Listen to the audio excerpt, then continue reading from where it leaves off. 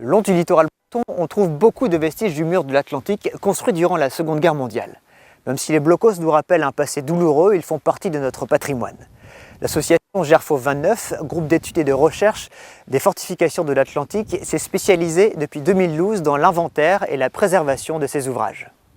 Contrôler l'entrée du goulet de Brest et protéger la base sous-marine, tel était l'objectif du dispositif défensif des Allemands le long des côtes brestoises durant la Seconde Guerre mondiale. Pour l'étude de ce dispositif dans le Finistère, l'association Gerfaut 29 est très active. Nous étudions les bunkers allemands, mais aussi les fortifications françaises qui ont été utilisées à partir de 1940 jusqu'à 1944. À Sainte-Anne-du-Porzic se trouve le début des fortifications brestoises. La ligne de défense principale de la forteresse de Brest démarrait du Porzic qui s'étend jusqu'à après Saint-Marc.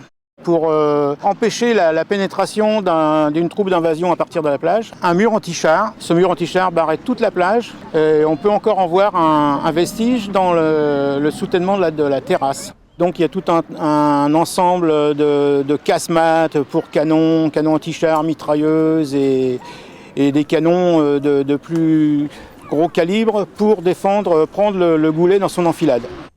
Un bunker d'artillerie pour un canon anti-char qui balayait toute la plage de Sainte-Anne. Une casemate pour mitrailleuse sous masque blindé, avec une mitrailleuse sur rotule pour défendre les arrières de la côte.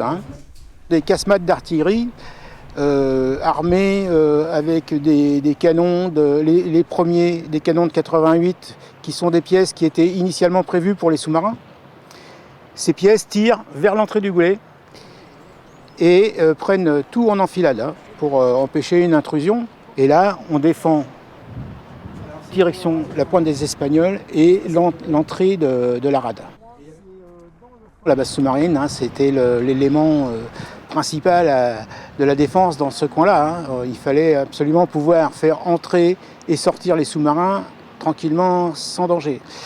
Mais bon, les canons servaient non seulement à empêcher les gens d'entrer, mais aussi de sortir. Vous savez que les douarnennistes et les creusonnais étaient des férus des balades en Angleterre. Ils se faufilaient avec leurs petits bateaux sous le feu des mitrailleuses, le risque de se faire mitrailler. Et là, il y avait tout ce qu'il faut pour prendre en chasse un bateau qui s'enfuit. Donc voilà, ça pouvait servir dans les deux sens. Certains bunkers du mur de l'Atlantique sont sauvés de l'oubli et même réhabilités, comme ici à Saint-Pabu. Un poste de commandement de 24 pièces rénové en logement insolite pour ceux qui aimeraient s'immerger dans le béton et dans l'histoire.